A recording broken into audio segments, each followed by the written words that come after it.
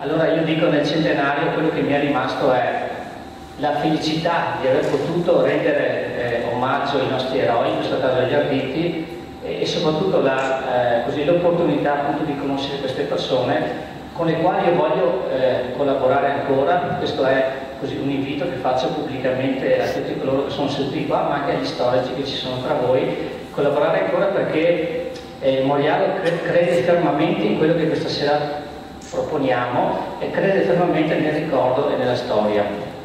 Io colgo anche l'occasione perché tra tutti gli amici che mi sono fatto in questi anni ci sono anche i ragazzi del plotone storico della FNAI di Trieste. Qui abbiamo due rappresentanti, il capo plotone Claudio e Simone.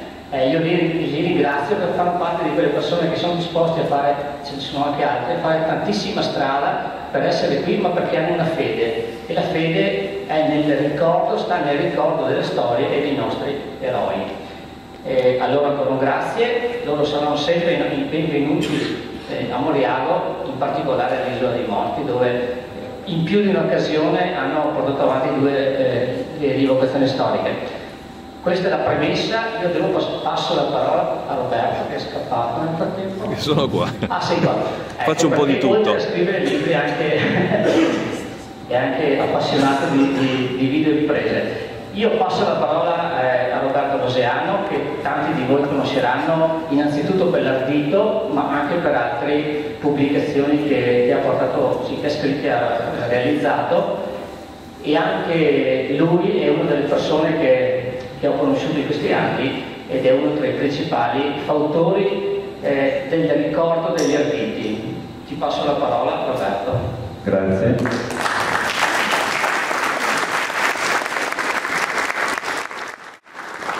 Buonasera a tutti voi, grazie di essere intervenuti a questa per me importante serata. Io sono convinto che quasi tutti voi conoscete bene gli Arditi e potreste parlarne quasi quanto noi che abbiamo scritto questo libro. Però dovete sapere che man mano che ci si allontana da questi paesi, dal Piave, la conoscenza degli Arditi crolla drammaticamente. Io, come ho raccontato tante volte, ho fatto molti sondaggi, no? Tra amici, conoscenti, eccetera, chiedendo: ma se ti dico la parola Arditi, cosa ti viene in mente? Ecco, nella stragrande maggioranza dei casi la gente ha lo sguardo perso nel vuoto, o la spara lì dicendo un cognome, o al limite dice: ma così erano dei militari. Poi qualcuno fa delle associazioni un po' sbagliate con il fascismo, pochi peraltro, ma sono pochi quelli che ricordano chi erano gli Arditi.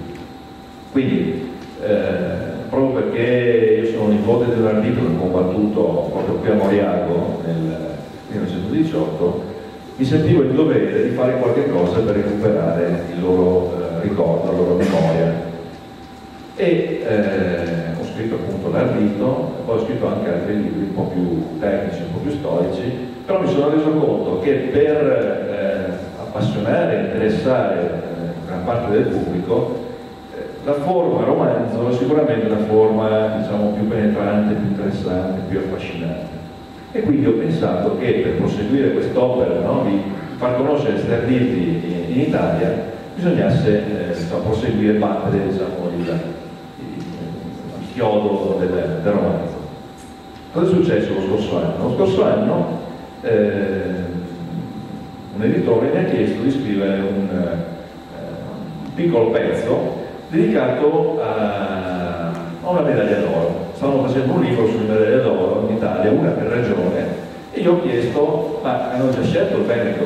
E dico: no. Hanno già scelto gli Arditi? No. Allora, Veneto, Alessandro Tandura, lo faccio io. E ho scritto questo racconto in forma romanzata, ma assolutamente fedele dal punto di vista storico, anche perché potevo appoggiarmi al libro che ha scritto proprio Tandura, della sua esperienza sul Piave, diciamo, oltre Piave in realtà. Bene, da lì però mi è scaturita l'idea: ma perché non far applicare lo stesso principio anche agli Arditi, in particolare alle 20 medaglie d'oro degli Arditi? Allora ho pensato subito di coinvolgere degli amici, degli appassionati, degli scrittori, così proponendogli questo tipo di formula romanzata, massimo 10 pagine, con rigore storico, ma mettendoci anche un po' della propria arte, diciamo, di narrare, per cui ognuno ha raccontato in maniera, con degli stili completamente diversi, con delle prospettive completamente diverse, scegliendo il personaggio o i personaggi che gli erano più vicini, sia per luogo diciamo, dove era venuto il fatto d'armi o per regione. Non abbiamo mal fatto, devo dire, no? Ognuno si è preso le sue medaglie d'oro e le ha sviluppate molto bene. Qui quindi al tavolo vedete gran parte degli autori, in tutto siamo 10, quindi abbiamo 7, abbiamo Paolo Volpato,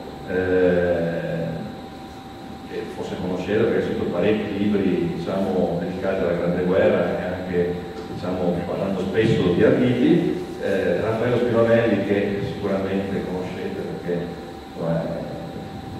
frequenta queste zone ogni tanto, no? Mi sembra di sì. Ezio Tormela, che diciamo un esperto della zona di Midoro, Antonio Mugelli, anche lui che frequenta ogni tanto queste zone, anche lui è grande esperto di Arditi. Poi abbiamo anche per le quote rosa una presenza femminile, Monica Gasparotto Battaglia, che si è impegnata ottimamente nel suo racconto, e Antonio Mellis, anche lui scrittore, la zona, diciamo, di Treviso, anche lui esperto di Arditi e di Grande Guerra. Quindi diciamo che ognuno si è scelto i suoi personaggi. Io appunto ho parlato delle Sottotantura, per cui poi molti di voi probabilmente sanno la storia, l'ho raccontata in maniera abbastanza così, romanzata, ma ripeto, sempre mantenendo il rigore storico. Poi, avendo scritto lo scorso anno un libro su Carlo Sabatini, che è probabilmente all'epoca la più famosa medaglia d'oro di Arditi, perché è diventato celebre per le imprese di Montecorno. Praticamente in 5 hanno scalato una parete di roccia quasi verticale e hanno preso, diciamo, alle spalle la cima che era presidiata dagli austriaci, e praticamente per la prima volta il Montecorno è tornato in mano italiana. Montecorno è il luogo dove 2 anni prima Cesare Battisti e Fabio Filzi erano stati catturati e poi sommariamente processati e impiccati a Trento. Quindi, diciamo, riconquistare quella cima, che aveva un valore anche strategico perché consentiva di avere una visione totale sui nostri movimenti in ballassa, aveva una grandissima valenza dal punto di vista propagandistico, no? Dal punto di vista morale. E infine mi sono diciamo, dedicato anche a un personaggio che è meno noto, anche se era il più alto in grado. Era un generale, era comandante, diciamo, di un raggruppamento. Sapete che gli Arditi erano delle parti d'assalto, cioè dei battaglioni, ma in giugno è stata formata addirittura un'intera divisione d'assalto. Ecco, lui comandava un gruppo, il primo raggruppamento, e quindi, diciamo, era un personaggio abbastanza importante, e ha ricevuto anche lui sicuramente la medaglia d'oro per come ha saputo manovrare i reparti proprio in questa zona, perché anche lui è passato, credo sia passato anche lui quel famoso Ponte B, ha combattuto non esattamente a Moriago, ma nella zona di Villa Matta, di Fazè, di Sernaia, eccetera. Quindi, diciamo, io, proprio perché siamo in tanti, ognuno racconterà perché ha scelto quel personaggio, racconterà come dire, qualche particolare sul personaggio che ha scelto. Ci siamo dati più o meno 10 minuti di tempo a testa per, come dire, affrontare il nostro personaggio. Spero che questo format che ci siamo inventati sia il vostro gradimento. Passo la parola a Ezio. Buonasera a tutti anche da parte mia. Allora, il personaggio che io ho deciso, l'ardito che ho deciso di narrare in questo libro è Arduino Polla. Arduino Polla nasce a Venezia, siamo nel 1884. Nasce a Venezia da un padre, Giovanni, dall'Ungarone, commerciante di legname. Polla fa il suo servizio militare, viene congedato col grado di sergente nel 1905 e si reca all'Ungarone, dove appunto continua a intraprendere la carriera del padre sul commercio del legname principalmente. Allo scopo però dell'ostilità con l'Austria-Ungheria, il Polla decide, assieme a un manipolo di volontari fatto di Longarone, di partire per la guerra. Inizia inizialmente appunto in un reparto di volontari e combatte nella zona del Cadore, inizialmente con i volontari alpini del Cadore, successivamente poi si rola con gli alpini del Valpellice.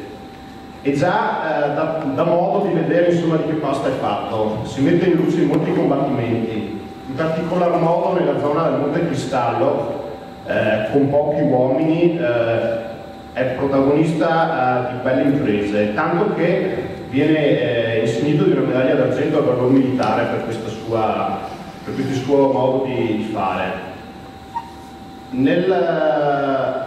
Combatte appunto tra le Alpi, dove appunto lui si sente di casa, però un fatto va a sconvolgere, diciamo, la sua, chiamiamola così, quiete, la sua vita quotidiana. La morte del padre Giovanni, a cui era molto affezionato e molto attaccato. Morte che giunge improvvisa nell'estate del 17 a seguito di un bombardamento aereo operato dagli austriaci a Venezia. La casa viene bombardata, il padre resta sotto le macerie morto, viene ferita anche la madre e la sorella. E questo è un fatto che segna tantissimo Arduino, che infatti decide seduta stante di, diciamo, cercare di vendicare questa morte del padre operata appunto per mano del nemico. E fa subito domanda di poter essere arruolato nell'8° reparto appunto degli Arditi, le Fiamme Verdi. La sua domanda viene accettata anche perché appunto l'uomo era abbastanza, aveva avuto modo di farsi conoscere. Entra nei reparti del salto appunto delle Fiamme Verdi e continua a combattere nella zona delle Tofane, sempre in alta montagna.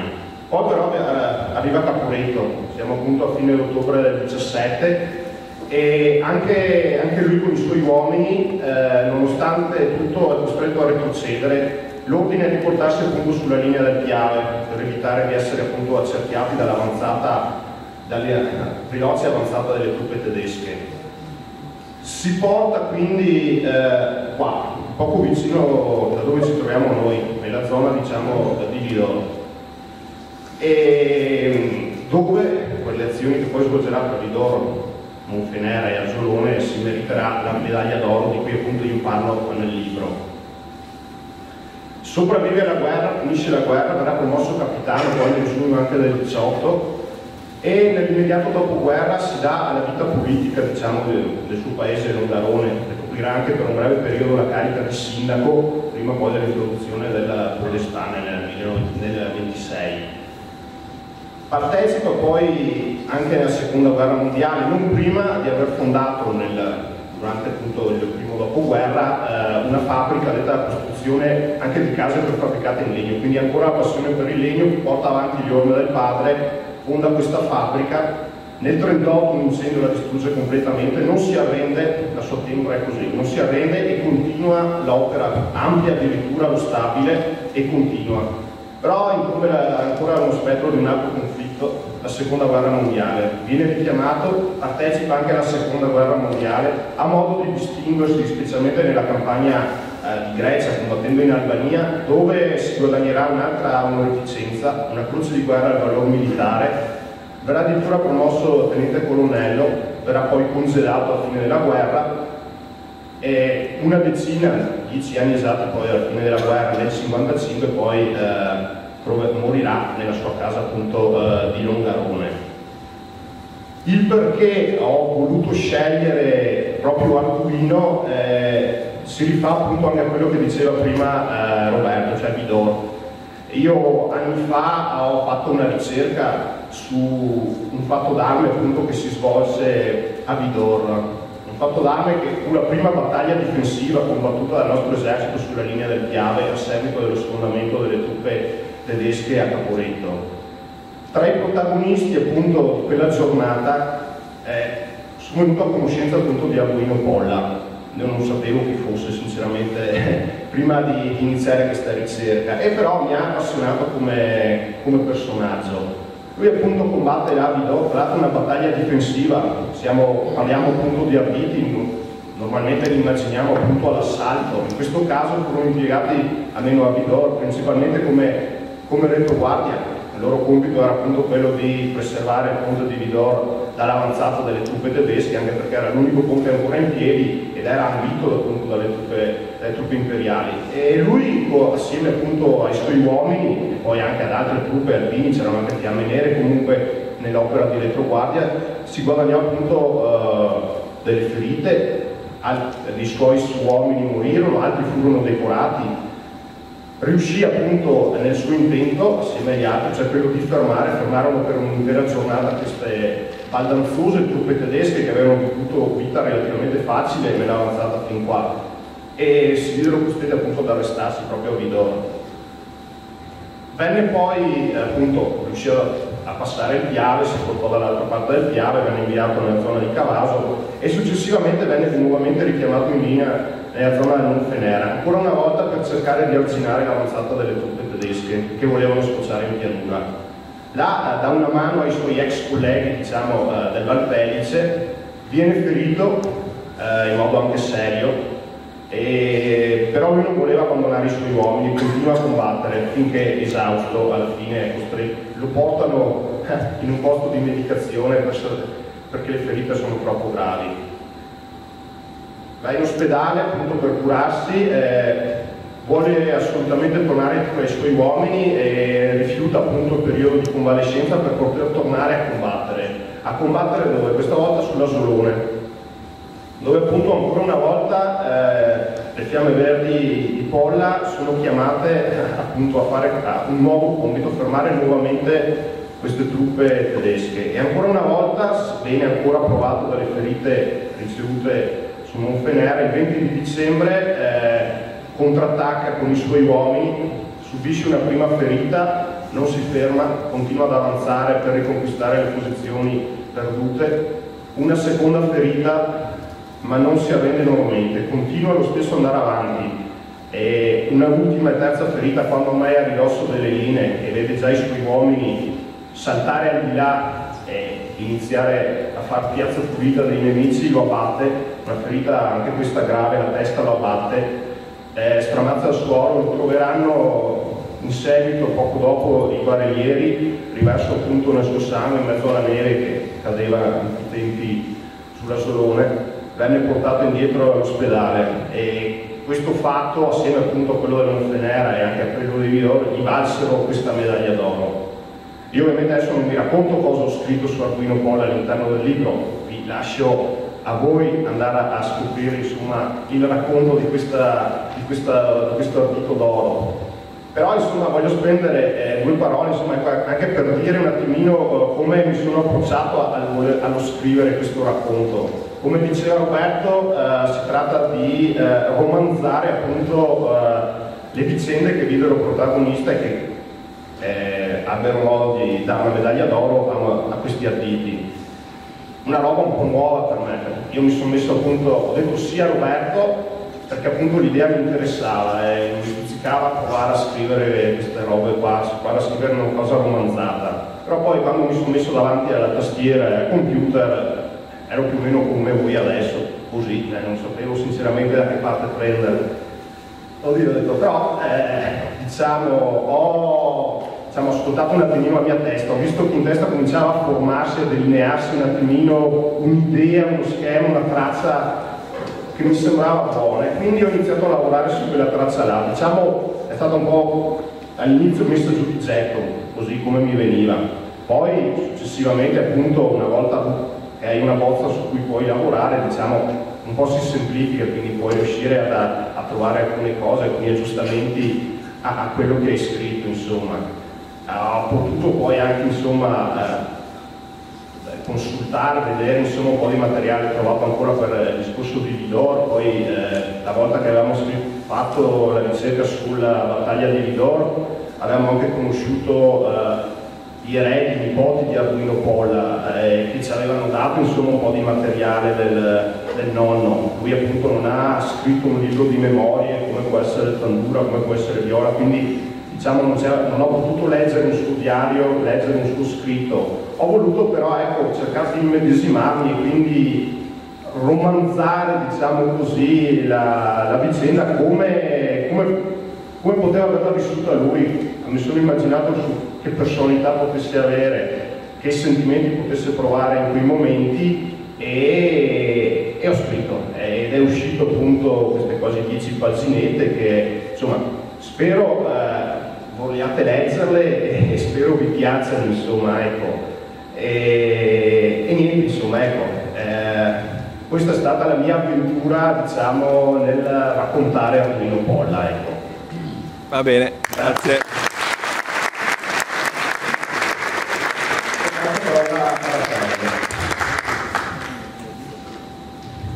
Allora, quando Roberto mi ha chiamato e mi ha detto collaboreresti per parlare degli arditi d'oro, gli ho risposto secco, no, ho troppe cose da fare. Dice, neanche Sante Dorillo, altro traditore, gli ho detto, tu mi vuoi fregare, e a quel momento lì ho accettato perché Sante Dorillo per gli alpini del nostro territorio è un'istituzione, tutti lo conoscono che era un ragazzo vivace, che amava l'avventura, che aveva interrotto gli studi ed era scappato per arruolarsi volontario ed era entrato in certo con gli alpini, facendo le ferie. Poi le vicende l'avevano portato lontano, in Libia, era tornato e da sottufficiale era diventato ufficiale nei momenti più critici della guerra, sottotenente che ha un compito importante, deve proteggere un'area dove gli imperi centrali cercano di sfondare spinti dalla fame.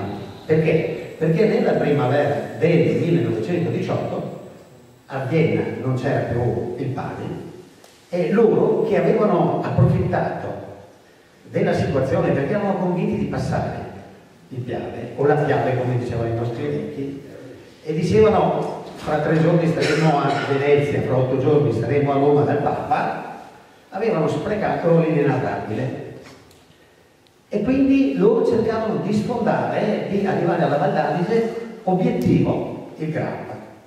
E chi mandano? Mandano Sante Dorillo con il 29esimo reparto d'assalto, Fiamme Verdi. Lui conosceva quei luoghi come le sue tasche, perché lì aveva peregrinato l'anno precedente cercando punto per punto con gli attendamenti i luoghi significativi e strategici, e così nei giorni cruciali di maggio, dal 20 al 23 maggio, si rende protagonista di lotte epiche. Pensate che Conrad avanza in maniera fenomenale e quindi ad un certo punto lui si trova a combattere con un manipolo contro un numero sempre più esasperato di nemici. E lui è sempre il primo incursore. Lui era un po', come potremmo dire, anche uno che andava controcorrente ed era diventato famoso proprio per questa sua abitudine di mettersi qualche volta anche contro gli ordini che arrivavano dall'alto, finché si trattava di mettere la mimetica bianca per confondersi con la neve era perfettamente d'accordo, ma se gli dicevano indossa la maschera non voleva sentirci, tant'è che era stato chiamato a rapporto dai superiori e ha detto cos'è sta cosa? Insubordinazione? E lui ha risposto, io e i miei arditi non vogliamo mettere la maschera perché io voglio vedere in faccia i nemici e gli amici e voglio soprattutto respirare l'aria pura delle Dolomiti.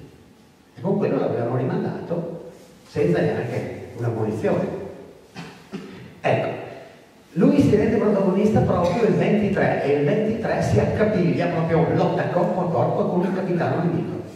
Gli altri che arrivano a soccorrerlo lo vedono esplodere con degli spezzoni e lo credono morto.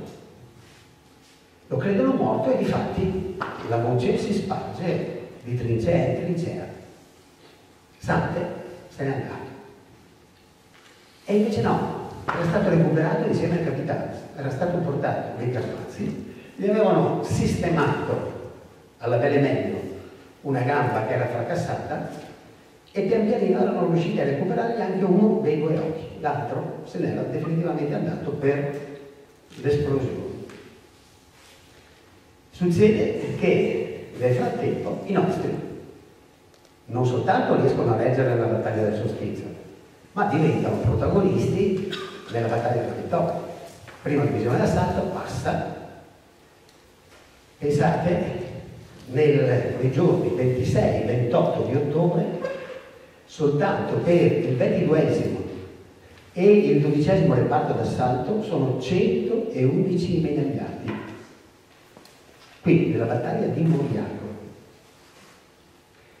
E fra questi vorrei ricordare, visto che sono medaglie minori ma sempre importanti, Elia Darios, caporale maggiore di Cimagolmo, che era uno dei primi ad entrare a Moriago, sprone ad esempio i compagni, e un altro, Enrico Barbi, di Gubbio, che è stato il primo ad entrare a colpi di bombe, tutte e due medaglie di bronzo al valore militare. Bene, questo Enrico Barbi ha vissuto 100 anni, 102 anni. Quando ha compiuto i 100 anni, il nostro sindaco di allora è andato a trovarlo. E sapete che cosa gli ha raccontato? Era ancora lucidissimo, lui era un muratore che aveva lavorato per la sede vescovile, e dice: nella ritirata di Caporetto ho consumato le scarpe, le suole dei miei scarponi e mi sono fatto le piaghe ai piedi e sarei morto di fame se il sindaco di Sacile non mi avesse fatto una polenta grande così che io ho mangiato fino all'ultimo boccone. Ecco, questi erano gli arditi. Bene, e cosa succede? Finita la guerra, pochi giorni dopo, il redivivo appare. Era stato al reparto ortopedico del Rizzoli di Bologna, aveva trovato anche una bella infermiera che aveva sposato, e quando torna capisce, negli anni cruciali del dopoguerra, il 22, quando c'era Dario Rupi, il sottosegretario all'istruzione, che voleva fare i parchi della rimembranza. Ecco, lui si adopera insieme ad altri personaggi di spicco, pensate a Luigi Gasparotto, pensate a Camillo De Carlo e quant'altro, si adopera per istituire il parco dell'isola di Noci. Quindi è uno dei protagonisti proprio perché sente che la vittoria è frutto di questi uomini giovani e coraggiosi che sono riusciti a dare il colpo di grazia dopo, pensate, 41 mesi di trincea. Questo è quanto. Adesso lascio la parola a... Allora, buonasera, io sono Antonio Mucelli, sono di San Donà di Piave, zona del Basso Piave. Colgo l'occasione per ringraziare ancora Roberto Rosiano, dato che mi ha coinvolto in questo progetto, e al quale Roberto lo conoscevo già da qualche anno per altri lavori che Roberto aveva già fatto, e quindi quando mi ha dato l'opportunità ho accettato con entusiasmo questa parte, che me ne occupo da circa 20 anni, insomma, di questo argomento. E colgo ancora nuovamente l'occasione per ringraziare i ragazzi della FNAI che sono qui presenti, e vi porto il saluto di tutti da parte del Presidente nazionale Massimiliano Ursini. Ecco, io avendo l'opportunità di scegliere, ho fatto un ragionamento diverso. Ho preso Ciro Scianna, che è un ragazzo, all'epoca un ragazzo, insomma era un po' più vecchio, scusatemi del termine, ma dell'aggettivo, aveva qualche anno in più degli altri ragazzi. Aveva 27 anni nel 1918 quando diventa protagonista di queste imprese. Era un ragazzo di Bagheria, quindi da Palermo, zona Palermo, e mi ha sempre affascinato la sua storia, in quanto lui era un soldato semplice, non era un sottufficiale, non era un ufficiale, era un soldato di truppa, Il suo annus pugnandi è sempre stato molto elevato. Nel 1913 combatté nella guerra della Libia, dopodiché nel 1914 venne richiamato per fare il servizio militare e nel 1915 scoppia la Grande Guerra e lui entra nell'esercito italiano come bersagliere, e dove comincia a dimostrare questa attitudine guerrigliera. Quando ebbe l'opportunità, dal 29 luglio 1917 ufficialmente nascono i reparti d'assalto veri e propri. Prima avevamo dei precursori che non erano veramente dei reparti d'assalto, era qualcosa che poteva somigliarci per certi versi. Con l'istituzione di questo corpo, di questi reparti puramente volontari, lui aderisce fin da subito. E la sua scelta ricade sul nono reparto d'assalto, che all'epoca era ancora il sesto reparto d'assalto, in quanto i numerali cambiano in seguito alla rottura di Caporetto, che dopo vi spiego il motivo per il quale c'è stato questo cambiamento. Quindi lui comincia con il nono reparto d'assalto e all'inizio questo, diciamo che fino da subito, fino dall'inverno del 17 fino alla fine dell'inverno 17, inizio 18, combatte sul Grappa e comincia a fare già delle azioni piuttosto importanti sull'Asolone, si distingue per il suo coraggio. A maggio 1918, sempre in una puntata verso l'Asolone, conquista una prima medaglia di bronzo, e dopodiché subentrano i fatti che hanno reso protagonista il nono reparto d'assalto, da lì in poi conosciuto da sempre nel Regio Esercito e nell'attuale esercito di adesso. E con l'inizio della battaglia del Solstizio, quindi passiamo al 15 di giugno, per fermare l'avanzata che avevano tentato gli austroungarici nel versante del Grappa, abbiamo che in 24 ore, e dico 24 ore, il nono reparto d'assalto, assieme ad alcune unità brigate di fanteria, in 24 ore riescono a prendere i colli alti, quindi mi riferisco ai Fagheron, al Fenilon. Il giorno dopo, in 10 minuti, prendono il Colle Moschina, e in queste due azioni lui prende il 15 una medaglia d'argento e il 16 un'altra medaglia d'argento. Questo qua per dirvi un attimino l'epicità di questo reparto e di questo uomo.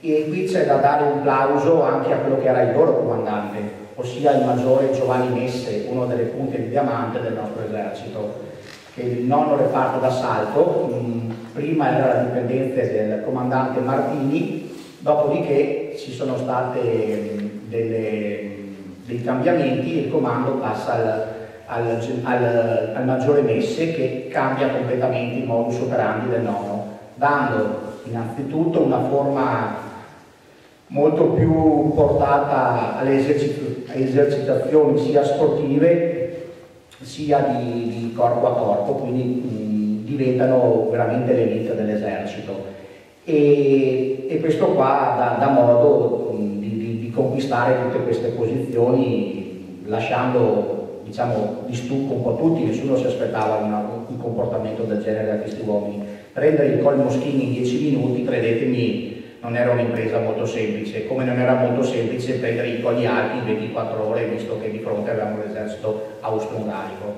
Quindi il modus operandi di questi reparti d'assalto innovativi ha avuto dei grandissimi risultati. Andiamo verso il 24 di giugno, quando il nono reparto d'assalto deve prendere il Monte Asolone, che era un monte che era preso, perso più di qualche volta, quindi era un punto cruciale.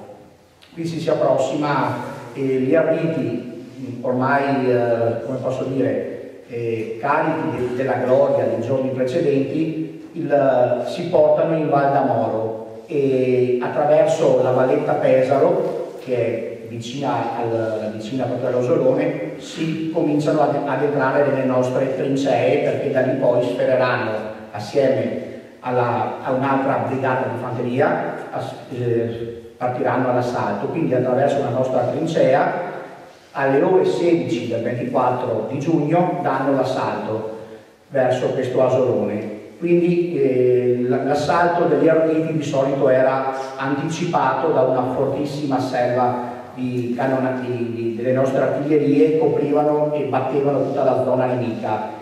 Quindi al segnale convenuto, all'orario convenuto, il tiro dell'artiglieria allungava, i nostri arditi potevano uscire e andare verso l'attacco, nella speranza che i nemici fossero ancora nascosti nelle trincee o nelle gallerie che si facevano apposta durante i bombardamenti. Una chicca del nono reparto è proprio il loro, come dicevo prima, il loro comandante, questo Messe, e i nostri arditi avevano come urlo di battaglia, quando uscivano dalle trincee, gridavano tutti assieme Messe, proprio per confermare il rispetto e l'amore che avevano per il loro comandante.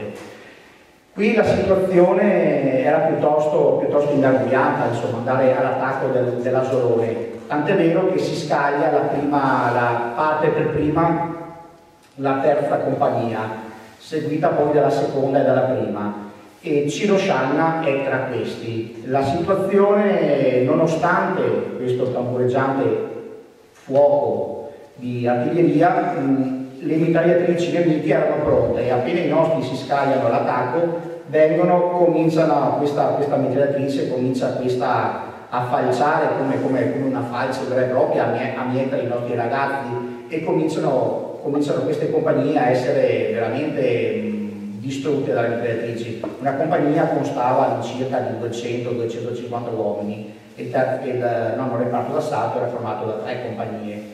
E quindi questi uomini di corsa gridando, perché non c'erano ripari, non c'era niente, quindi andavano contro le mitragliatrici, e a un certo punto sembra che tutto volta al peggio, quando tutti gli arditi fermi degli anfratti, delle buche nel terreno, perché il terreno era sconvolto dall'artiglieria e dalle materie precedenti, cercano di trovare un po' di riparo in queste buche, e tutti quanti a un certo punto vedono questo portastendardo, questo Ciro Scianna era l'alfiere, il portastendardo del nono reparto, e andando all'attacco con questo tricolore in mano. Quindi questa azione dà un po' di carica ai nostri, che prendono lo spunto per rigettarsi all'attacco e arrivano alla sommità, e qui cominciano un po' quelli che sono i vari combattimenti corpo a corpo, che era la loro specialità. Ma nel frattempo Ciro Scianna, che ha dato questo spirito, questa enfasi di ritornare all'attacco, viene colpito da una sventagliata di mitragliatrice e chiaramente si piega sulle sue gambe perché è stato preso al petto, e cadendo stringe il tricolore, e proprio a fianco suo c'è il maggiore Messe che lo sorregge di peso, e c'è questa scena che la raccontano gli arditi del nonno e anche Alberto Musinelli, che è l'autore, il tenente che ha fatto il diario dal quale io ho attinto queste notizie. Tutti si fermano e guardano questa scena, e il maggiore lo sorregge. Ciro Scianna chiede l'ultima volta di baciare la bandiera, e in questo estremo gesto muore, e questa azione da qualche giorno dopo, passiamo al 30 di agosto, il re motu proprio si dice, con la propria disponibilità e con la propria idea, conferisce la medaglia d'oro, e la conferisce proprio al maggiore Messe, conferendola chiaramente alla memoria di Ciro Scianna, la conferisce nelle mani del maggiore Messe. E questo qua è giusto per capire cosa ha rappresentato questo singolo soldato che proveniva da Palermo, lontano da casa, e da volontario è venuto a difendere la sua patria, è venuto a morire proprio sul Monte Grappa. Quindi mi è piaciuto questo collegamento Sicilia con il Monte Grappa, giusto per capire cosa rappresenta l'Italia, cosa sia l'unità d'Italia, cosa rappresentano questi valori. E per questo motivo la mia scelta di uno degli autori, delle medaglie d'oro, è ricaduta su Ciro Scianna. Visto che ormai l'ambientazione sul Monte Grappa mi era cosa gradita, ho scelto altri due arditi, che non ve la tiro così lunga, la faccio un po' più breve. Il capitano Vittorio Leonardi era un volontario anche lui, e il sottotenente Mario Ponzio di San Sebastiano, e questo era un ragazzo del 99. Tutti e due, io siccome facevano entrambi parte del 18° reparto d'assalto e tutti e due hanno preso la medaglia d'oro nello stesso posto, li ho raggruppati in un unico capitolo, pur essendo consapevole che sono due casi simili ma diversi, insomma, per certi versi. Questo 18° reparto d'assalto è un reparto d'assalto abbastanza nuovo rispetto agli altri,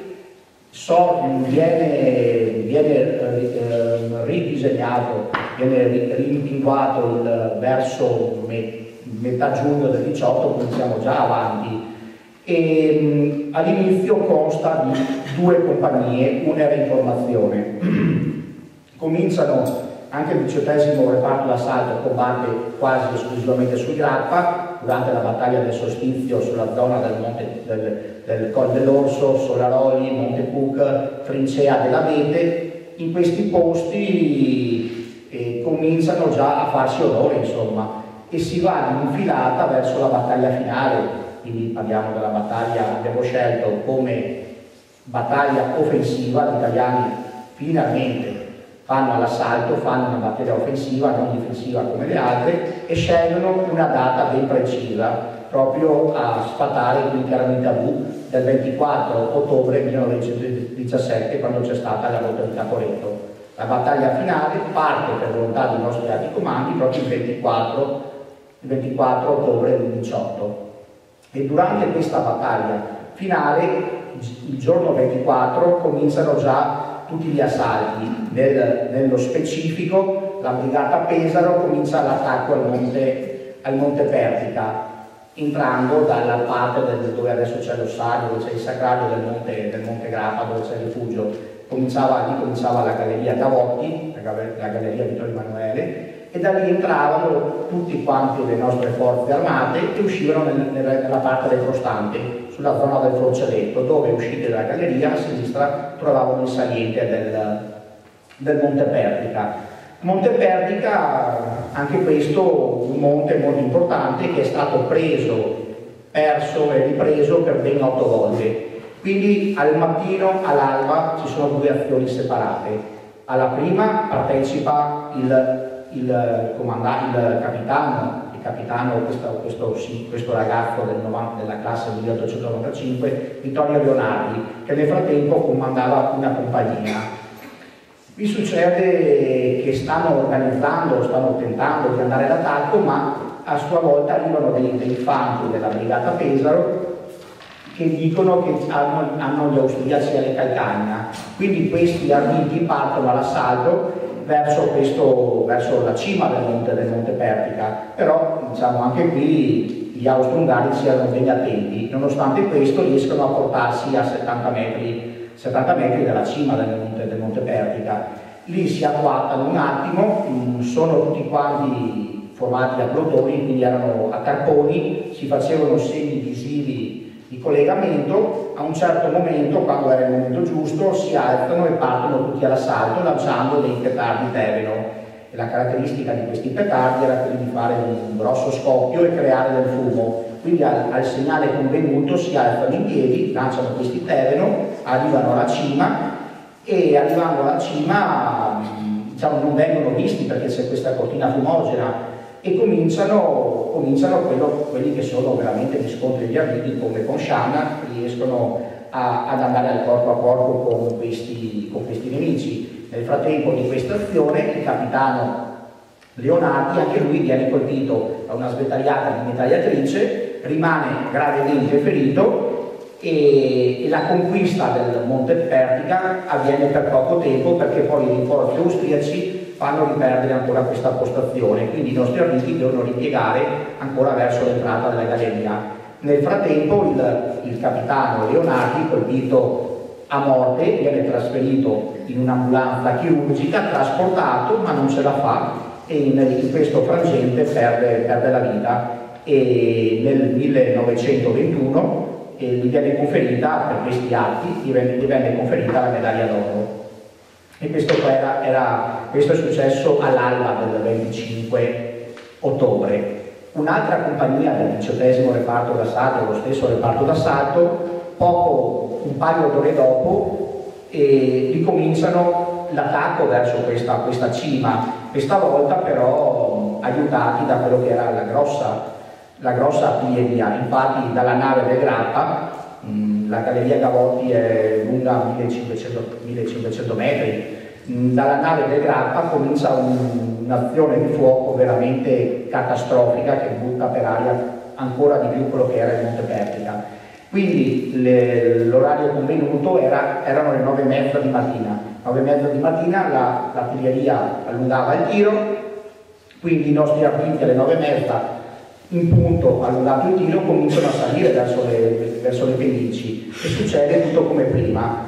Lì questa volta, per fortuna nostra, diciamo, gli austriaci erano un po' appartati nelle gallerie, quindi riescono ad arrivare in cima senza una grossa resistenza e lì riescono finalmente a conquistare il Monte Pertica e a tenerlo, almeno per un periodo. Poi i giorni dopo lo riperdono e lo riprendono, però per questa azione riescono finalmente a conquistarlo. E durante questa azione il sottotenente Mario Ponzio viene ferito a una gamba, praticamente una pallottola esplosiva gli frantuma un femore, e con questa azione lui per fortuna riesce a superare questa difficoltà, riesce a sopravvivere e nel 1919 partecipa insieme al comandante D'Annunzio all'impresa di Fiume. L'impresa di Fiume diventa un legionario fiumano, finita anche questa impresa di Fiume, lui vive fino al 1972 e poi diventa un importante uomo politico.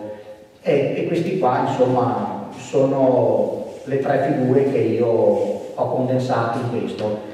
Passo la parola, anzi volevo dire che con il duo Ponzio e Leonardi ho avuto il piacere di essere aiutato dalla mia carissima amica qui presente Monica Gasparotto Battaglia, alla quale la ringrazio e passo volentieri il microfono.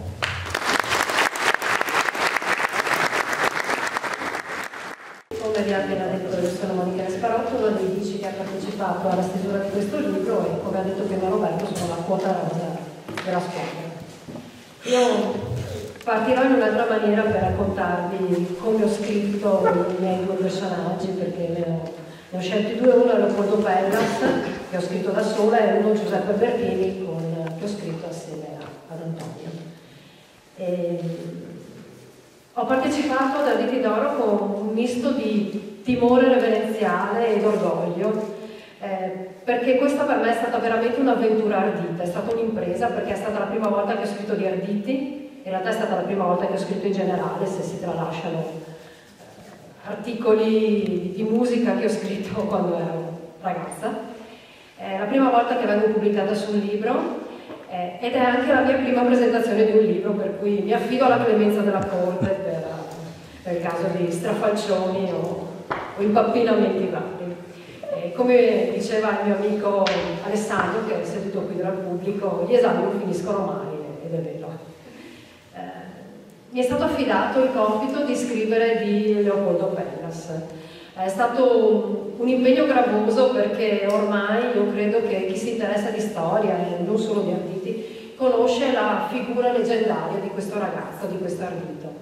Per cui è stato un compito difficoltoso da un certo punto di vista, perché bisogna essere rigorosi nel raccontare la storia, perché tutti la conoscono sostanzialmente, per cui non si possono dire castronerie, ma allo stesso tempo è stato molto appagante.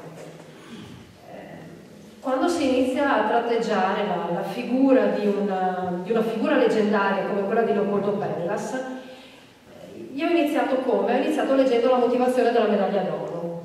Si cerca lo spunto iniziale, si scava nei libri e diventa molto difficile non lasciarsi trascinare dall'impeto della retorica, perché quando si leggono le motivazioni delle medaglie, spesso lo stile è molto pomposo, no? È molto retorico, un po' ci fa sorridere, un po' ci fa storcere il naso. E allora ho cercato di resettare e di immaginarmi come fosse questo ragazzo di 18 anni, era un ragazzo nato nel 1897 a Perugia, che viene chiamato nel 1917 alle armi per mobilitazione, a 18 anni. 18 anni per noi adesso nel 2019 sono pochissimi, anzi diremmo che per le moderne teorie dello sviluppo un ragazzo di 18 anni è ancora un adolescente, perché per i maschi l'adolescenza finisce a 21 anni. Lui invece era un ragazzo, ma era un uomo fatto ed era un interventista, per cui sicuramente era felice di essere stato chiamato alle armi. E allora, per come si diceva prima, cercare di abbandonare la retorica, ho cercato delle parole semplici per descriverli, ma non è stato facilissimo. E poi ho pensato a lui ed è stato come se me le dettasse lui queste parole semplici. Perché? Perché la sua vita di ragazzo è stata segnata da quello che sarà lo spartiacque fondamentale della sua esistenza, e cioè la morte del fratello Demetrio durante la 10ª battaglia di Isonzo, il 26 maggio 1917. Tra l'altro anche Leopoldo stava combattendo nella stessa battaglia, nello stesso periodo. Muore il fratello e per Leopoldo niente sarà più come prima e lui diventerà un uomo, non più un ragazzo che ha una missione, che è quella di difendere la patria, ma sarà un uomo che ha una missione, ed è una missione molto semplice: vendicare suo fratello. E di questo diventa il suo pensiero fisso, costante, non lo abbandonerà mai più finché non morirà. Attenzione, ho detto semplice, che non vuol dire facile. Questo semplice significa solo che tutti i suoi sforzi vengono convogliati in un'unica direzione, che è proprio quella di vendicare il fratello. Non c'è nessun'altra distrazione, questo pensiero non lo abbandonerà mai, sarà la sua ragione di vita. Ecco allora che lui matura il desiderio di fare di più di quello di essere un soldato semplice. Lui fa domanda per entrare negli Arditi e verrà accettato alla scuola degli Arditi, che frequenterà ad Artino. Entrerà nel 19° reparto d'assalto, che poi con il cambio del numerale diventerà 23° reparto d'assalto, Fiamme Cremisi, perché sono principalmente degli Arditi che vengono presi dai reparti di bersaglieri e hanno le Fiamme Cremisi cucite sul bavero della giacca invece delle classiche fiamme nere. Gli Arditi invece che provengono dagli Alpini avranno le fiamme verdi, per questo saranno chiamate fiamme nere. È un reparto molto particolare quello del 23°, perché è un reparto che si coprirà di gloria, tanto è vero che avrà ben 3 medaglie d'oro tra i suoi decorati e sarà l'unico tra tutti i reparti italiani, tutti i reparti dell'esercito, a ricevere una medaglia d'oro alla bandiera. Per cui è anche un reparto molto importante questo.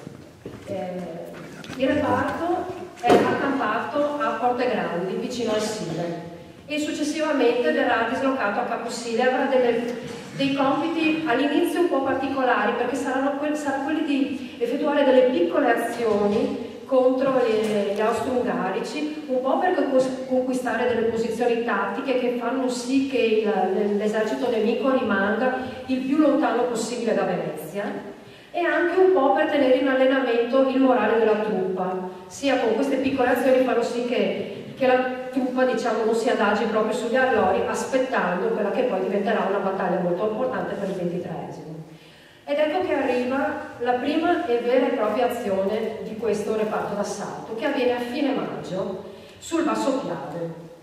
Pellas ha il compito la sera del 26 maggio, che è la sera dell'anniversario, il primo anniversario della morte del fratello, perciò anche un po' una triste coincidenza, di portare a termine un'azione veramente ardita contro i trinceramenti austriaci del Piave e del canale del Consorzio. L'azione viene perfettamente orchestrata, cioè è tutto proprio scadenzato, sembra una liturgia, cioè ci sono proprio degli orari e delle azioni che devono essere compiuti in modo veramente diciamo, stringente, cioè quello deve essere fatto e quello andrà fatto. Eccolo che lo troviamo protagonista, il nostro Leopoldo, dopo aver attraversato di sorpresa 3 ordini di trincee alla testa del suo terzo plotone. Nell'ultima fase del combattimento, dove costringe alla resa un buon numero di nemici e riesce a catturare anche un ricco bottino di armi, Leopoldo ad un certo punto scompare nella notte, lo sentono chiamare i suoi ragazzi, lo sentono gridare per un'ultima volta: bersaglieri, avanti con me, devo vendicare mio fratello.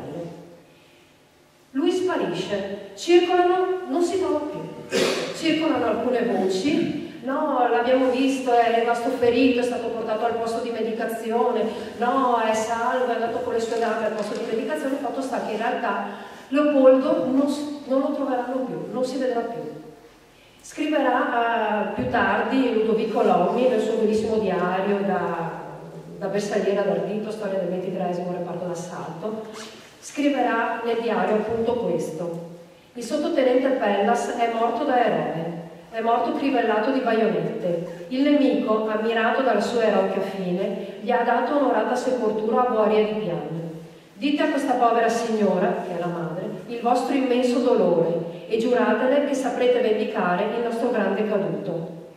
È stato un grande caduto non solo per il nostro esercito, ma lo è stato anche per l'esercito austro-ungarico. Tanto è vero che qualche giorno dopo un messaggio austriaco fatto cadere sulle linee italiane da un aereo comunica che il sottotenente Leopoldo Pellas e altri 3 arditi sono stati sepolti con gli onori riservati agli eroi. L'esercito nemico ha riservato sepoltura con onore come quella che viene riservata agli eroi, presso casa di Boaria di Piano. Purtroppo di tali sepolture non c'è più traccia, perché poi con le battaglie successive del giugno e del luglio 1919, col tiro martellante delle artiglierie, la terra sarà talmente sconquassata, ci sarà veramente un inferno, che i resti mortali dei nostri 4 italiani si mischieranno a quelli dei caduti e i resti mortali di Leopoldo Pellas non saranno mai più ritrovati. Vorrei adesso fare una piccola, mettermi una licenza poetica per farvi capire qual è la figura di Leopoldo Pellas, al di là di quello che ho scritto io nel mio racconto con le mie parole. E voglio leggervi la lettera che la madre, Elvira Frullini, ha scritto al maggiore Allegretti dopo aver saputo della morte del figlio. Scrive così: Signore, sapevo che il mio Poldo era un'anima fiera, sapevo che Demetrio sarebbe stato vendicato, presentivo e angosciosamente scacciavo il presentimento, ma non immaginavo una così eroica fine. Io e le mie derelitte figliuole ci inginocchiamo adorando il nostro fanciullo. Il 25 maggio, anniversario del mio Demetrio, Poldo mi scriveva: oggi è un anno, come celebrarlo meglio di così? Stasera vado in linea per un'azione, lui sarà con me, mi proteggerà, mi aiuterà, voglio essere suo degno fratello e lo sarò. Il 26, mamma, baci, baci, baci, sii sempre vicina, viva l'Italia. Queste sono state le sue ultime parole alla mamma, parole dettate da un amoroso ed indomito entusiasmo, da un proposito intimo e generoso, e il proposito intimo e generoso l'ha mantenuto. Poteva un giovanetto ventenne lasciar più gloriosa memoria alla famiglia, dar di più alla patria, rendere omaggio più sublime al fratello? Grazie, Signore, grazie di tutto il bene che mi ha detto del figlio mio. Dopo quasi nemmeno un anno ho la medesima triste gioia che ebbi quando il colonnello del secondo granatieri di Sardegna, signor Dogliotti, mi scrisse del mio Demetrio. Signore, può lei immaginare lo strazio dell'anima mia per la duplice sanguinosa visione? Oh, che io possa, almeno un giorno, andare ad inginocchiarmi sul Carso e a Boaria di Piano. Nelle dolorose giornate dell'ottobre Poldo mi scriveva: siamo sul Piave ed il Piave, mamma, non lo passeranno a nessun costo. E lei, signor Maggiore, mi scrive che da codeste trincee partirà lo scatto furibondo che ricaccerà l'invasore oltre i sacri confini datici dalla natura. Questa promessa solenne, questo patto sublime del valore con la sventura, è l'unico conforto possibile per me e per le mie figliuole. Permetta che nell'espansione del mio smisurato dolore benedica lei, pietoso di cuore, sapiente nel comando, intrepido nell'azione, e con lei tutti i suoi dipendenti. A me non resta ora che benedire gli altri che continuano la difesa della patria e ci preparano all'immancabile vittoria. Ossequi distinti e rispettosi, Elvira Frullini, vedova Pellas. Credo che la lettera di questa madre descriva nel meglio possibile quella che era la figura di questo ragazzo. Un ragazzo che era talmente devoto, prima alla patria, poi con la patria e alla memoria del fratello, da dare quello che è stato il suo bene più prezioso, perciò la vita. Come dicevo prima, ho poi curato assieme ad Antonio la figura di Giuseppe Albertini, sottotenente del 25° reparto Fiamme Nere. Cosa è stato per me scrivere di Giuseppe Albertini? Per me è stato imbattermi per la prima volta in un personaggio straordinario e sconosciuto completamente.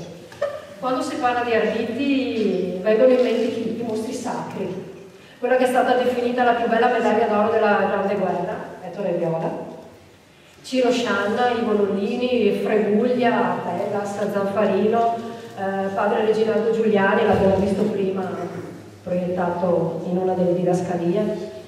E sono uomini che sono passati alla storia, perché di loro restano tanti scritti. Alcuni hanno scritto dei diari veramente belli, veramente interessanti, molto coinvolgenti, oppure altri hanno scritto di loro e di loro è rimasta traccia, ma io Albertini non l'avevo mai sentito nominare. E così è iniziata un'altra sfida, che è stata iniziata un viaggio alla scoperta di un uomo che alla fine della guerra, oltre alla medaglia d'oro che abbiamo descritto nel libro, si è portato a casa anche 2 bronzi ed un argento, per cui non un soldato qualsiasi, ma un soldato pluridecorato, che si è distinto in numerose azioni su diversi scenari di guerra, che vanno dall'altopiano di Asiago sullo Zebio, dove ha conquistato la prima medaglia di bronzo, alla battaglia dei Tremonti, era mitragliere sulle Venete di Gaglio, nella seconda battaglia del Piago, la battaglia del Solstizio, come era stata denominata da Gabriele D'Annunzio, del quale oggi ricorre l'anniversario della morte, o nel Basso Piave a Fosso Palumbo, dove conquistò questa medaglia che siamo andati a descrivere perché ferito per ben 2 volte, questo uomo non voleva rendersi al nemico che gli intimava la resa. E com'è che gliel'ha detto? Con queste parole: non mi arrendo, no, sono fiamma nera, sono un ardito, io non so che cos'è la resa, io non so che cos'è la paura.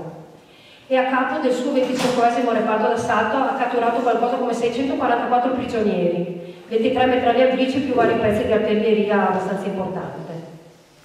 Dopo questo lo ritroveremo ancora protagonista sul Pertica, dove porterà a casa altri 20 prigionieri. Lo troveremo il 3 novembre, sempre col 25, protagonista a Castellavazzo, a nord di Longarone, e alla fine, il 4 novembre, il giorno in cui abbiamo vinto la guerra, entra con i suoi arditi a piedi di calore. Com'era quest'uomo? Non lo sappiamo. A noi è piaciuto immaginarlo come un uomo scrivo, discreto, forse gli piacevano le poesie. Se qualcuno ha avuto già modo di leggere il profilo che abbiamo tratteggiato sa che inizia con una poesia. Per adesso non lo sappiamo, perché non sappiamo assolutamente nulla di Giuseppe da civile, non è rimasto assolutamente niente. Addirittura non riuscivamo quasi a sapere neanche la data della morte. Uno sconosciuto, cioè un pluridecorato praticamente sconosciuto. Di sicuro però sappiamo una cosa, che lui era uno spirito indomito. Era indomito, lui era indomabile ed era un grande trascinatore che non si è arreso mai. E lui non sapeva il significato della parola arrende, si è andato avanti e sarebbe andato avanti fino alla morte. È stato ferito 2 volte, di cui uno grave, la seconda volta in maniera veramente grave. Solo questa ferita gli ha fatto dire basta. L'hanno portato al posto di medicazione e a quel punto per lui la guerra era finita, almeno la battaglia del Solstizio era finita. Non la guerra, scusatemi, ma la battaglia del Solstizio sì. E anche qui è stato difficile non scadere nella retorica, in quello stile pomposo di cui parlavamo prima, no? con Pellas. Perché come si fa a descrivere un uomo che ha portato a casa da vivo 4 medaglie? Perché lui non è morto, lui è tornato a casa. Nel 52 è diventato tenente colonnello e nel 69 ha ricevuto l'onorificenza all'ordine di Vittorio Veneto, con in tasca 4 medaglie, di cui una d'oro. E allora ecco che abbiamo cercato di raccontare un Albertini a tutto tondo, non ci siamo limitati ai fatti che l'hanno portato a vincere, ad aver conferita la medaglia d'oro, perché ci sembrava molto limitante.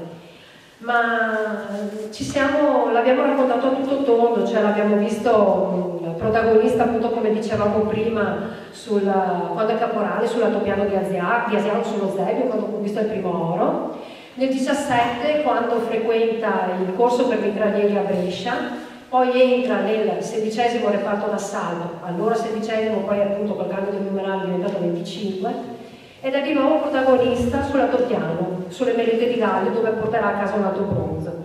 E poi lo ritroviamo nella battaglia dei Tremonti, dopo la conquista del Valbella, porterà a casa un argento, fino a diventare tenente e a prendere il comando della sezione mitraglieri appunto del 25° reparto d'assalto, che è sul Ghiaccio Piave durante la battaglia del Solstizio, l'abbiamo già detto, quel giorno del 17 di giugno.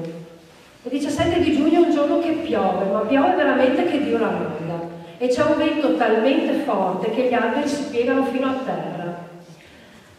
Ma la pioggia non raffredda niente.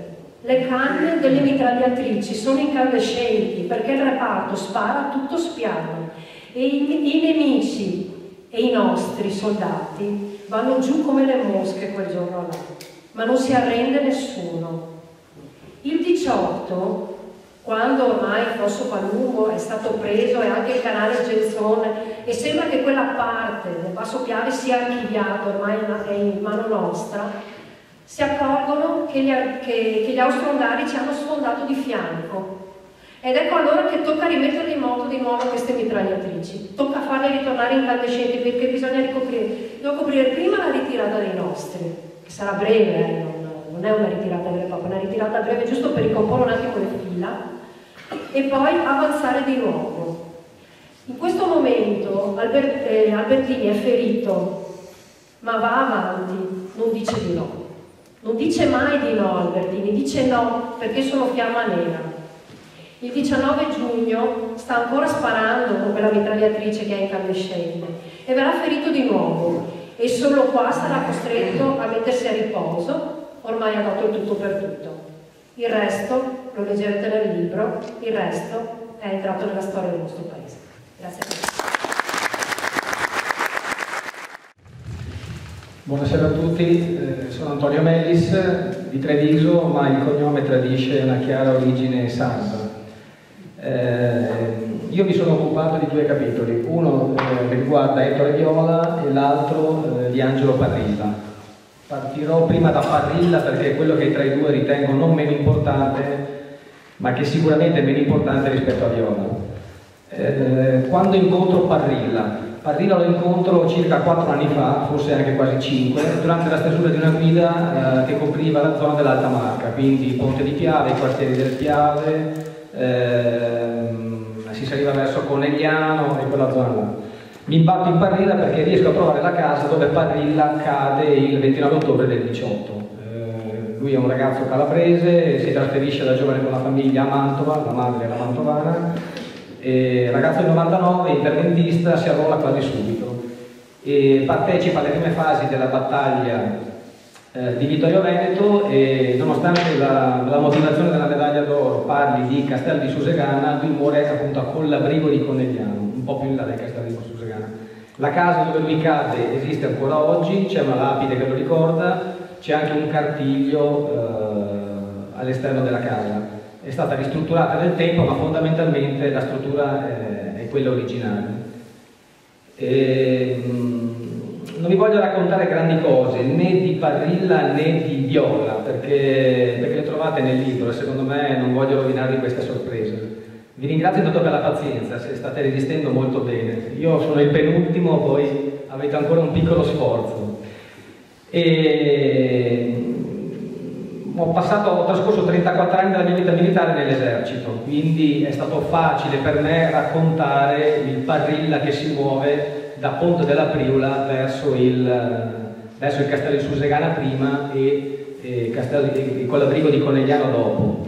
Quindi movimenti nel bosco, l'avanzare, anche se le tecniche tra virgolette di combattimento erano leggermente diverse durante la Prima Guerra Mondiale.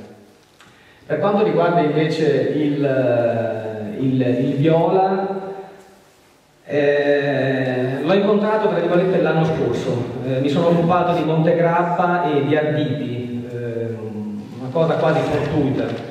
L'editore mi aveva chiesto un libro sul Montegrappa e parlare di Montegrappa e parlare di un anno di battaglie non è una cosa semplice. Io tra l'altro non sono uno storico, sono solamente un appassionato, ma credo che per raccontare un anno di battaglie sul Grappa forse una Treccani non basterebbe.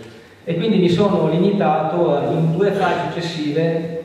Una mattina con il figlio siamo saliti sul Grappa al mattino presto e abbiamo visto questa via eroica, che è quella che sta in cima al sacrario del Grappa, dove ci sono 14 cippi. ogni cipo porta scolpito il nome di una località che corrisponde anche al nome di una battaglia. Se ci fate caso, tutte queste località vanno dalla Val Brenta alla Val del Piave o viceversa, e ricostruiscono il vecchio fronte italiano, più o meno, che dal 17 al 18 è stato un po' il baluardo di noi italiani. Non vi racconterò la motivazione della medaglia d'oro di Viola. Viola partecipa a 2 azioni a Capassone. Gli arditi, tra l'altro, come avete avuto modo di capire, avevano una vita un po' particolare, nel senso che non vivevano in trincea, facevano un addestramento particolare, avevano un soprassoldo, avevano un rancio diverso, non portavano lo zaino e la disciplina era un po', insomma, abbastanza tollerata. Perché? Perché facevano un lavoro particolare, che era quello di essere portati con i camion, sì, comodamente in prima linea, ma poi altrettanto comodamente dovevi andare all'assalto di una trincea. E quindi non vi racconterò la medaglia d'oro, ma vi racconterò un'azione svolta da Catasson per farvi capire chi era Ettore Viola. A Catasson si vive un momento di stasi, nel senso che sia gli austriaci che sia gli italiani, a entrambi le parti andava bene in quel momento non attaccare più di tanto. C'era questa forma di stasi e c'è questo sergente austriaco che parla molto bene l'italiano. L'avamposto austriaco sta, per chi conosce la zona, sotto il Monte Grappa, nella Valle delle Bocchette, c'è questa ansa, questa curva, allora l'ha chiamata la svolta, dove finiva la trincea italiana e dopo 4 metri partiva l'avamposto italiano. Tra l'avamposto italiano e l'avamposto austriaco c'erano 4 metri di distanza. Addirittura la sentinella italiana aveva sopra la testa una rete per evitare che l'austriaco gli lanciasse le bombe a mano. Questo sergente austriaco, che parla molto bene italiano, sta convincendo la sentinella italiana a disertare e a convincere anche gli altri soldati a disertare, perché dice: noi ormai siamo arrivati fino a qua, in un tiro di schioppo arriveremo a Venezia, beccheremo la strada per Milano e quindi avete già perso. Questo stato però non va bene ai comandi italiani e quindi mandano il reparto d'assalto al comando del capitano Viola. Il capitano Viola con il suo sottotenente Rosa arrivano nella trincea, cambiano la giacca e nascondono le fiamme, perché arditi in trincea vuol dire assalto imminente. E quindi il capitano Viola, travestito da soldato normale, vuole parlare con questo sergente austriaco e quindi dice: ma ascolta, ci hai detto che tu sei disposto a farci arrendere? Sì, venite a Vienna, ma tu conosci Vienna, ma Vienna è una città bellissima, una delle capitali più belle d'Europa, arrendetevi, vedete che farete una prigionia fantastica. Dice: guarda, io sono soldato semplice, quindi devo parlare con i miei superiori, dammi un po' di tempo e vediamo cosa si può fare.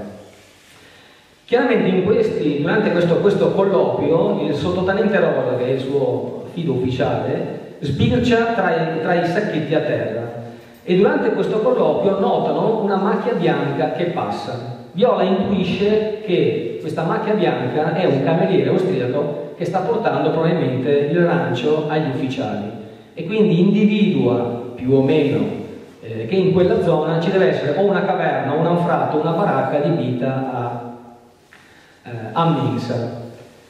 E a differenza di tutti i normali attacchi che erano anticipati dall'artiglieria e poi dall'assalto, e soprattutto o nelle prime ore del mattino o addirittura di notte, decide di attaccare a mezzogiorno, durante l'ora del pranzo. Quindi dà gli ordini ai suoi comandanti di plotone. Per farvi capire lo spirito tra l'altro degli arditi, quando Viola dà l'ordine ai suoi ufficiali, lui dice proprio: faccio un attimo un passo indietro, gli arditi devono costruire delle fascine con i rami di pino da lanciare sopra i reticolati, in modo da creare un passaggio per saltare i reticolati e entrare nella trincea nemica.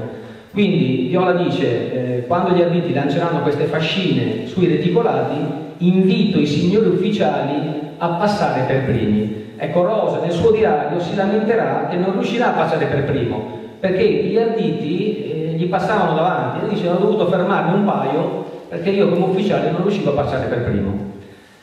Quindi prendono appuntamento per il giorno dopo. Viola si affaccia di nuovo alla trincea, chiama il sergente austriaco che si riaffaccia e mentre stanno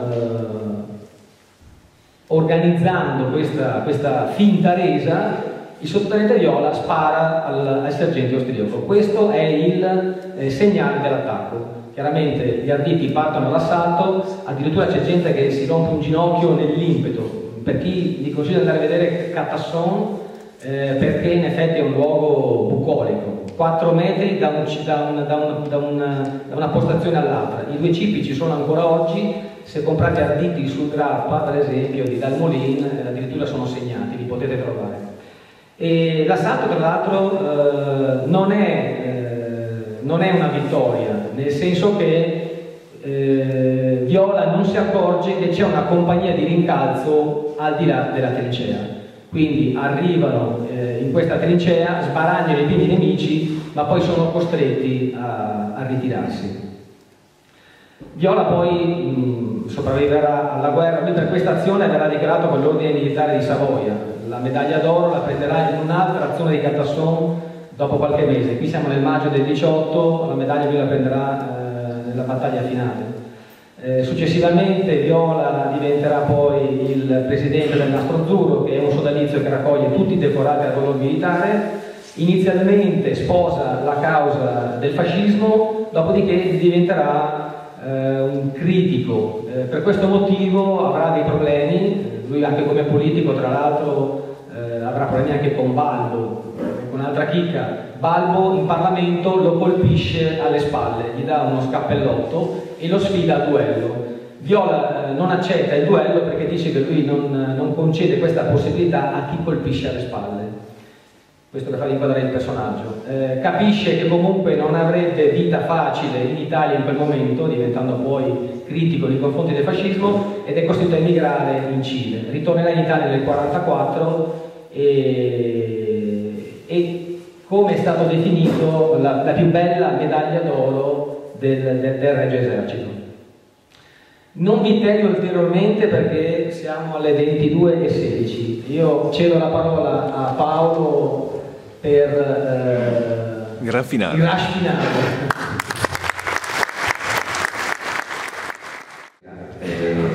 Mi chiamo Paolo Volpato, vengo da Roma, ma al contrario di Antonio, le mie origini sono chiaramente venete, in particolare di Pianezze, il paesino vicino a Malostica, dove era originario mio padre. Visto che siamo al rush finale, siamo ai saluti e io veramente ho l'onore di portarvi il saluto sincero del professor Gianfranco Messe, che è il figlio del maggiore, poi colonnello, poi comandante dell'esercito italiano Giovanni Messe. Una figura, Messe è una figura leggendaria, ma secondo me probabilmente il miglior prodotto che abbia potuto avere il nostro esercito italiano, oltre che unico comandante supremo dell'esercito, che è partito dal grado di soldato semplice per arrivare poi al grado massimo.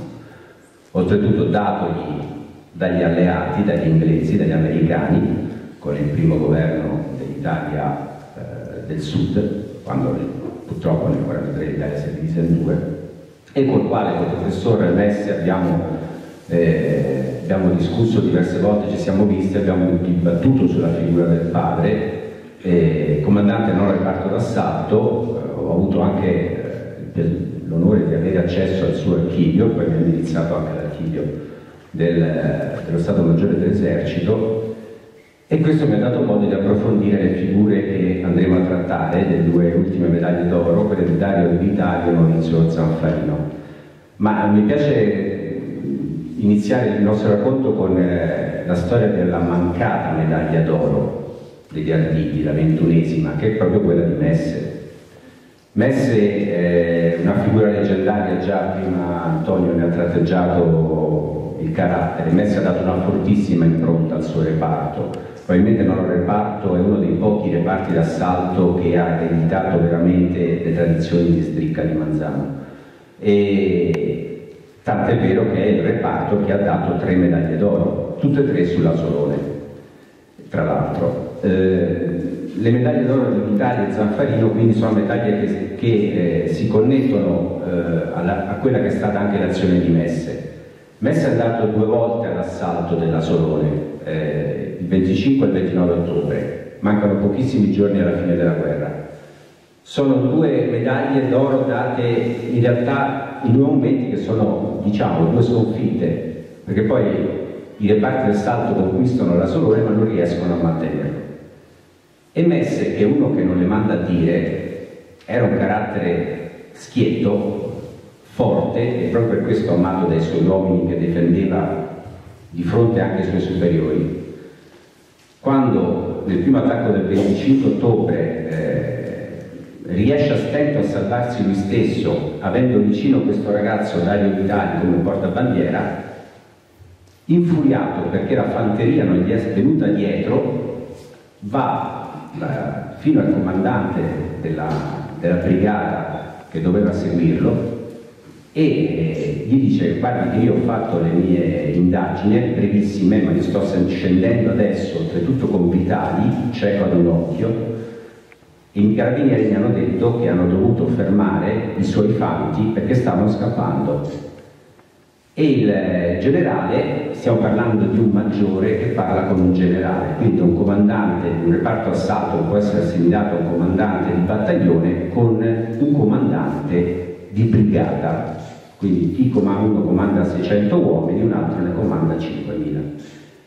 E questo generale che si sente investito, perché il generale a questo punto si sente lui offeso da Messe, gli dice: i miei non l'hanno seguita perché lei andava troppo veloce. E cosa gli risponde Messe?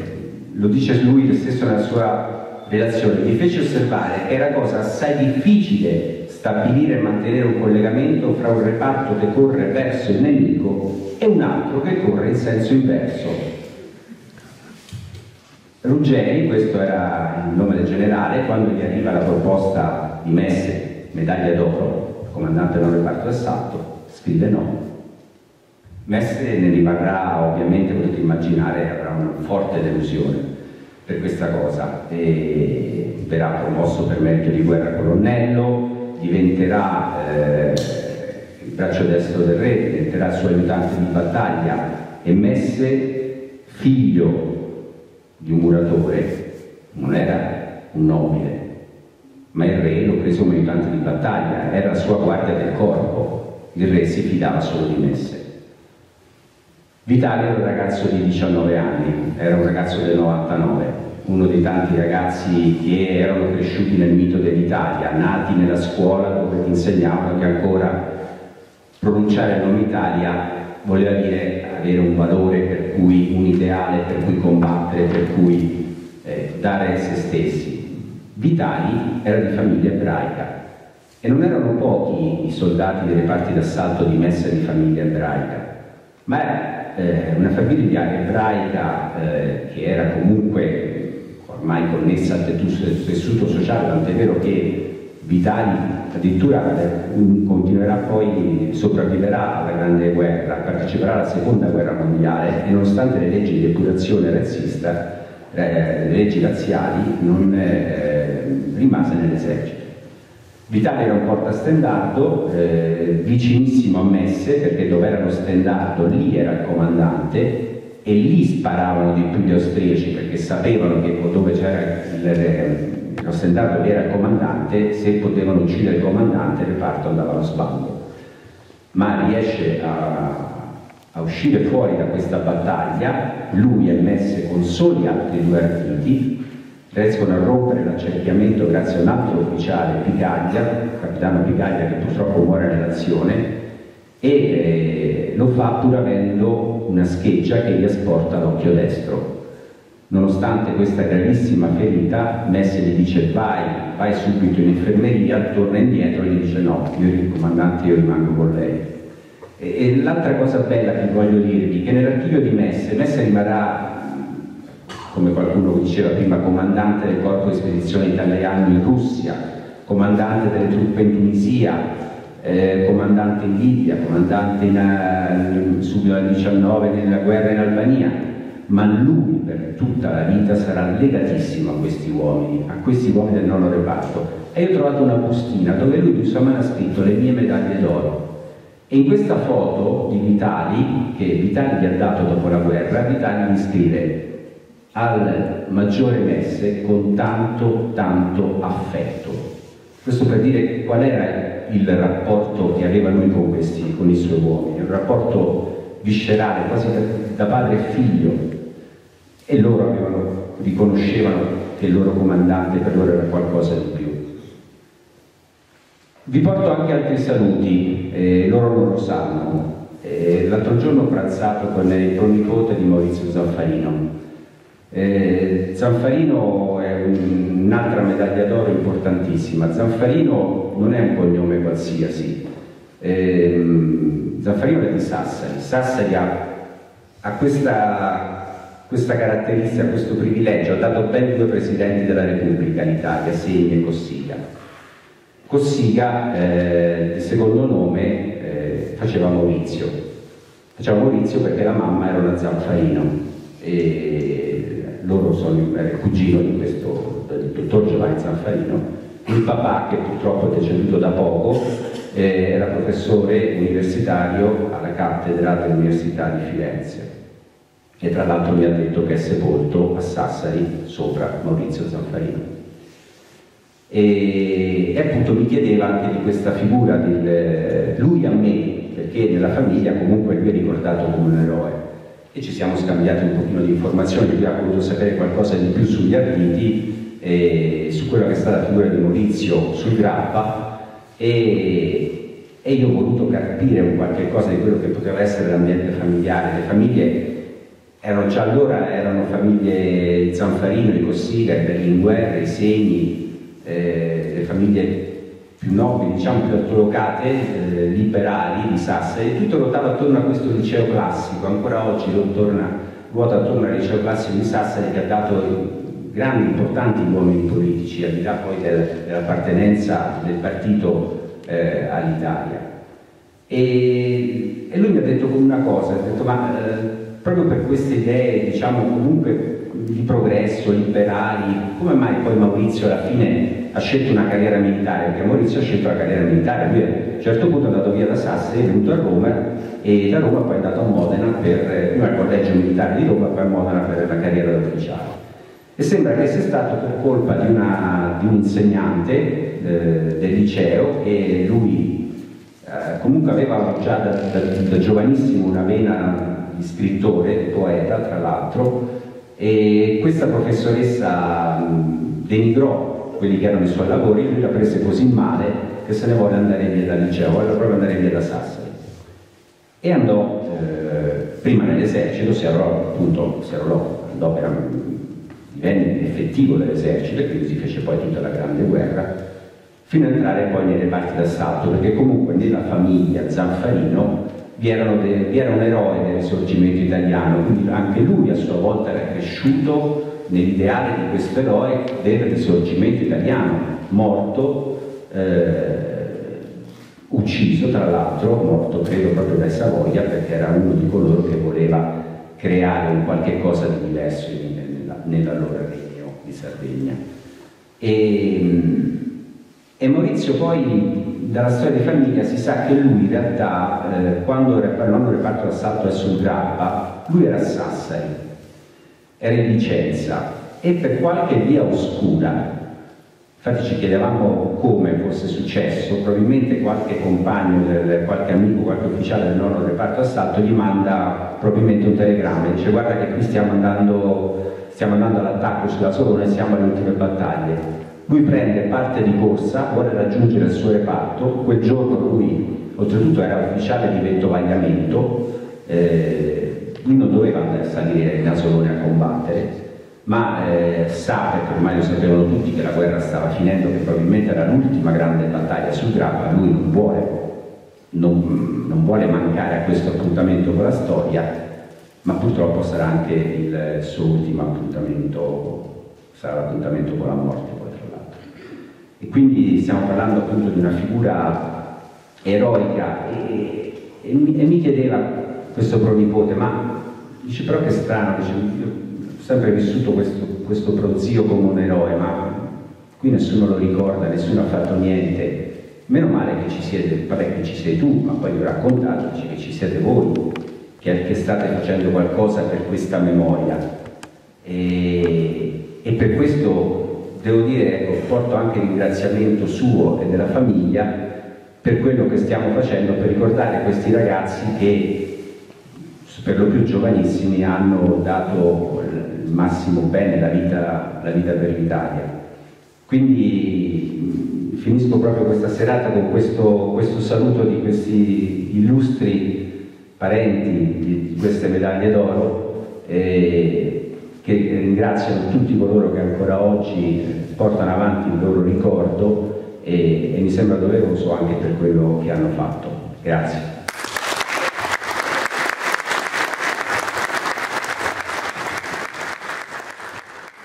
Bene, noi abbiamo praticamente terminato.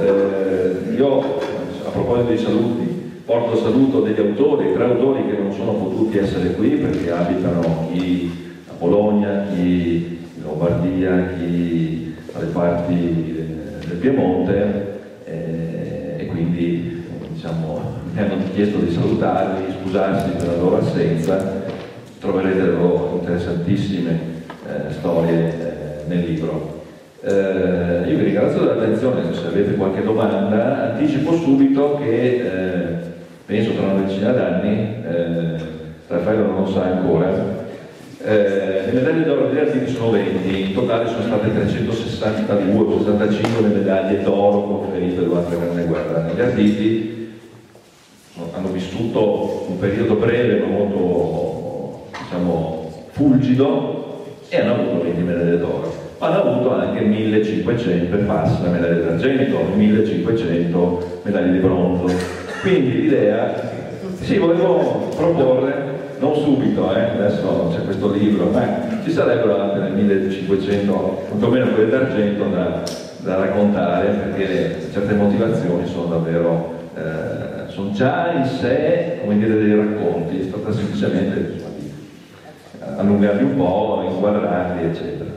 Va bene, se qualcuno ha qualche domanda e vuole approfittare di questo parterre de roi, altrimenti chi vuole, qui abbiamo le copie del libro, se volete approfittare della presenza di tutti gli autori per un autografo, una dedica, una cosa del genere,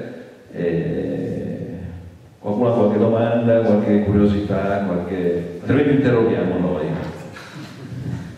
il pubblico. Nessuna domanda? Tutto chiarissimo? Bene, vuol dire che ci siamo spiegati bene, e quindi la cosa ha funzionato, e sono anche le 10:30, mi suggeriscono. Va bene, allora grazie ancora per la partecipazione, l'attenzione, e alla prossima occasione di parlare di Arditi. E quindi sono un sindaco fortunato, per me avervi qui è stato ovviamente un onore. Come ha detto Roberto, possiamo acquistare il libro ma anche farcelo autografare, nella speranza di incontrare gli 3 che mancano, perché sì, poi l'obiettivo è quello di avere le firme di tutti quanti. Io per l'occasione chiamo Claudio, volevo fare un omaggio florale a Monica, perché anche per ringraziarti della serata.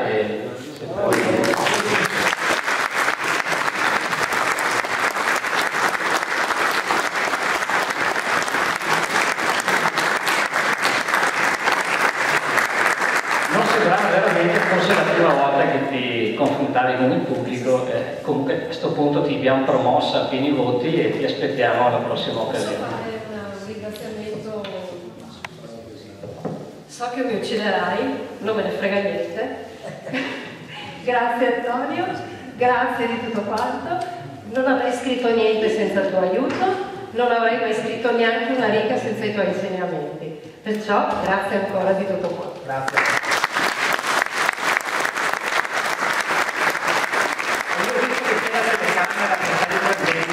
Mi aggrego a loro perché sono onoratissimo di essere qua dietro a loro. Vi ringrazio ancora per la presenza e alla prossima occasione. Viva gli Arditi, viva l'Italia!